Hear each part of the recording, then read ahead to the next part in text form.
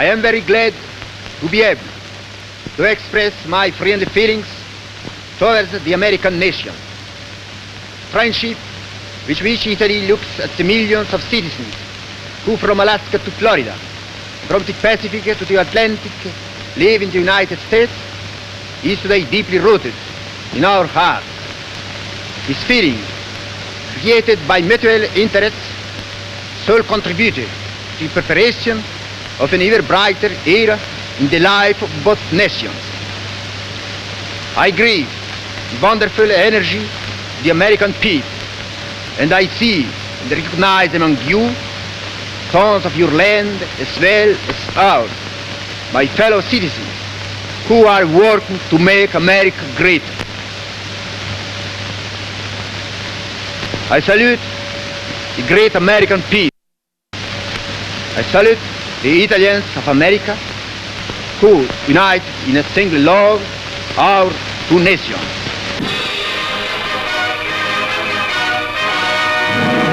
The famous commander of armies, who later presided over Columbia University, now assumes the leadership of the United States of America.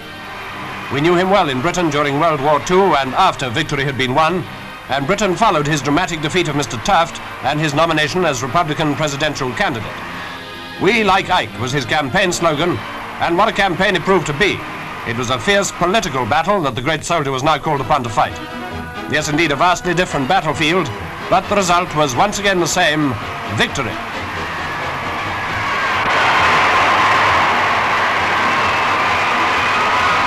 So, after many years of democratic rule, America has a Republican president. President Eisenhower's approach to his high and tremendously responsible office can best be summed up in his own words. A soldier learns, as a nation must learn, that integrity, backed by strength, is the only sure way to lasting peace. Our country's destiny, to my mind, is to serve mankind through leadership in the arts of peace. If we believe in our own system, if we allow no taint of false doctrine to confuse it, if we practice what we preach, if we provide upright leadership, we can help to show the world the folly of war. With all the strength I can command and the devotion I hold for my country, I pledge myself to this objective.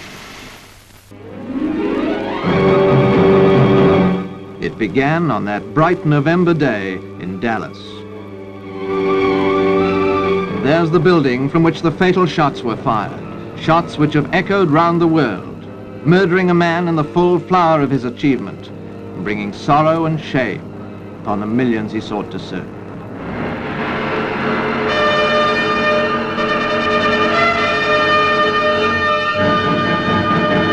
Shame for the twisted reasoning which must have seen some obscure purpose in this terrible thing.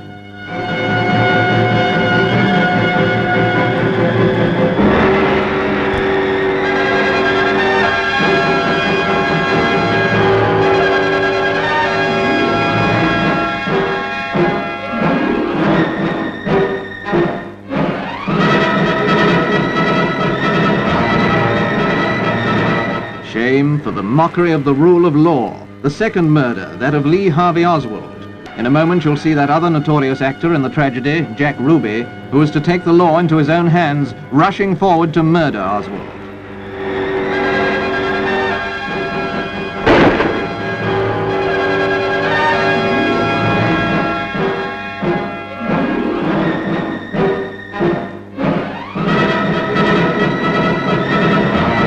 A moment frozen in time.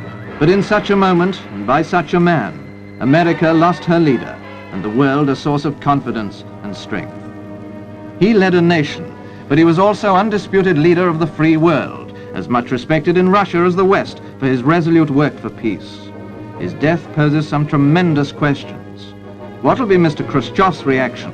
Will he inspire some new crisis to test the strength of the new leadership?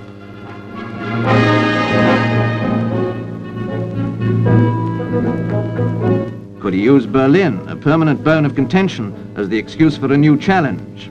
Could he apply the ruthlessness that made him build the wall to raise another barrier between us? President Kennedy always sought his objectives through conciliation, and it's reassuring to know that President Johnson shares his predecessor's approach. Let us reason together is the Texan's motto, but with a presidential election facing him next year, how much of his energy will he be able to devote to world affairs? To succeed a man of Kennedy's caliber is a challenge in itself, but these pictures of his visit to West Berlin during the 1961 crisis underline his ability to give reassurance and strength. The Kennedy policy of conciliation without weakness was most clearly demonstrated in the Cuba crisis. Will Khrushchev choose Castro as his puppet for some new provocation? In view of the explosive anti-Castro faction in America, Lyndon Johnson might need all his peacemaking powers. And what about the uncommitted world? The nations who have to be wooed for their allegiance. Any weakness in America could open the door for Russia. But one of the biggest issues in America is, of course, the question of civil rights. Racial equality was one of John Kennedy's chief concerns, and the great march to Washington this summer, campaigning for equal rights and opportunities, won great sympathy for the Negro cause.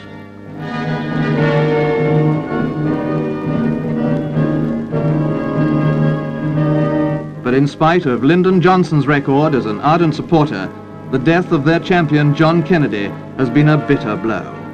A tragedy at a time when the end of their journey was in sight. Free at last! Thank God Almighty, we are free at last!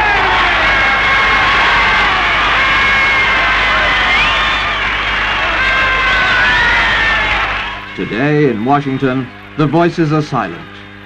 Here to the Capitol, where he was sworn in as President of the United States in January 1961, the mortal remains of John F. Kennedy are reverently borne.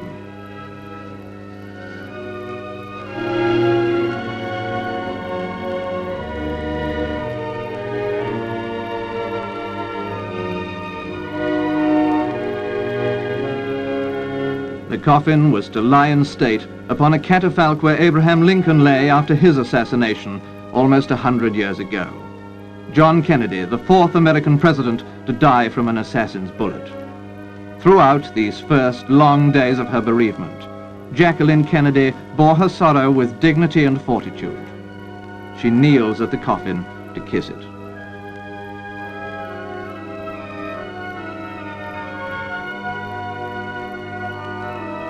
The most bitter wounds of sorrow are hers alone to bear, but it may be some small comfort to know that millions are sharing something of her tragedy. Many thousands of these sympathizers paid their last tribute at the Capitol.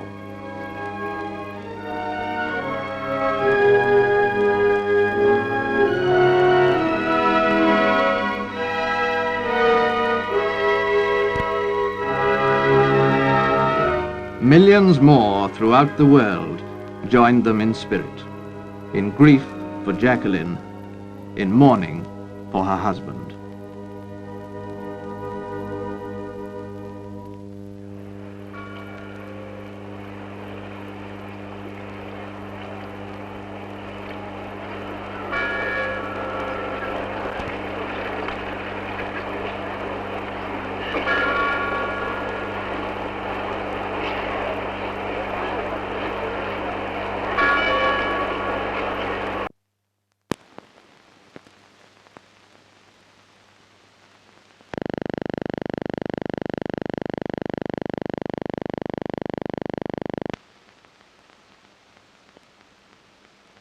Office of the Presidency of the United States. And will, to the best of your ability, And will to the best